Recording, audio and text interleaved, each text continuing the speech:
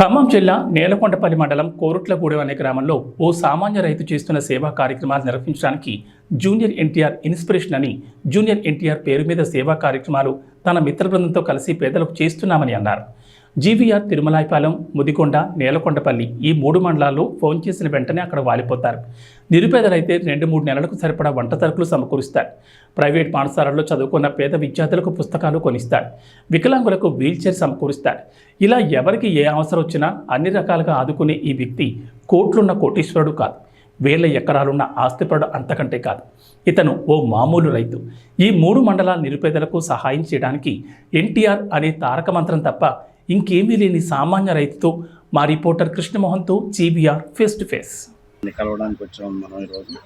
ఆయనకి వేల ఎకరాల ఆస్తులు లేవు, కోట్ల డబ్బు లేదు.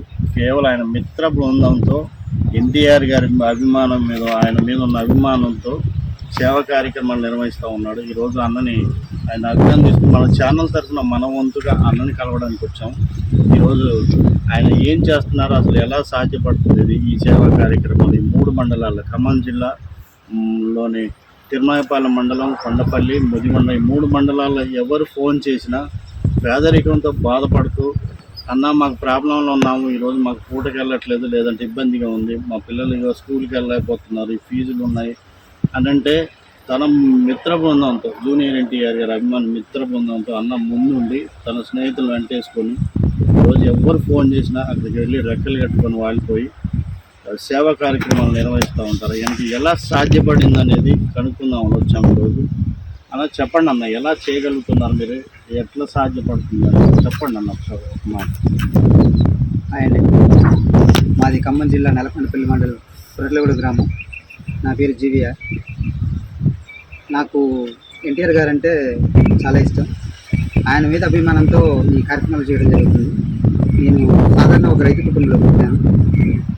అయితే ఎన్టీఆర్ గారు ఒక స్టేజ్ మీద నాకు పాలాభిషేకాలు కానీ, జంతు బలులు కానీ, అలాంటి పూలదండలు కానీ అలాంటివి వేయడం నాకు ఇష్టం ఉండదు.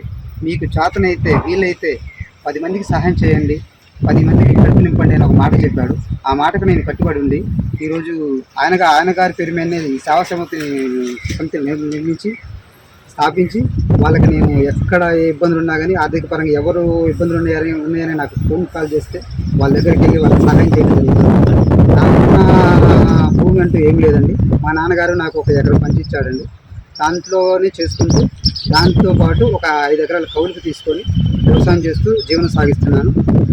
ఈ వ్యవసాయంలో నాకు వచ్చిన ఇన్కంలోంచి ఒక 30% పేదలకు సేవా సమితికి ఇవ్వాలని నిర్ణయించుకొని ఈ కార్యక్రమాలు చేయడం జరుగుతుంది. అది పరిస్థితి. ఎట్లా అన్న, ఇప్పుడు ఏమైనా అవసరం ఉంటుంది, ఎట్లా ఎట్లా మీరు ఏం చేస్తారు? ఫోన్ నెంబరా లేకపోతే ఏం చేస్తారు? ఏమన్నా ఫోన్ నెంబర్ అంటే నా ఫోన్ నెంబర్ నా వీడియోస్లలో స్క్రీన్ మీద కనబడే పెడుతున్నామండి, యూట్యూబ్ ఛానల్లో పెడుతున్నామండి.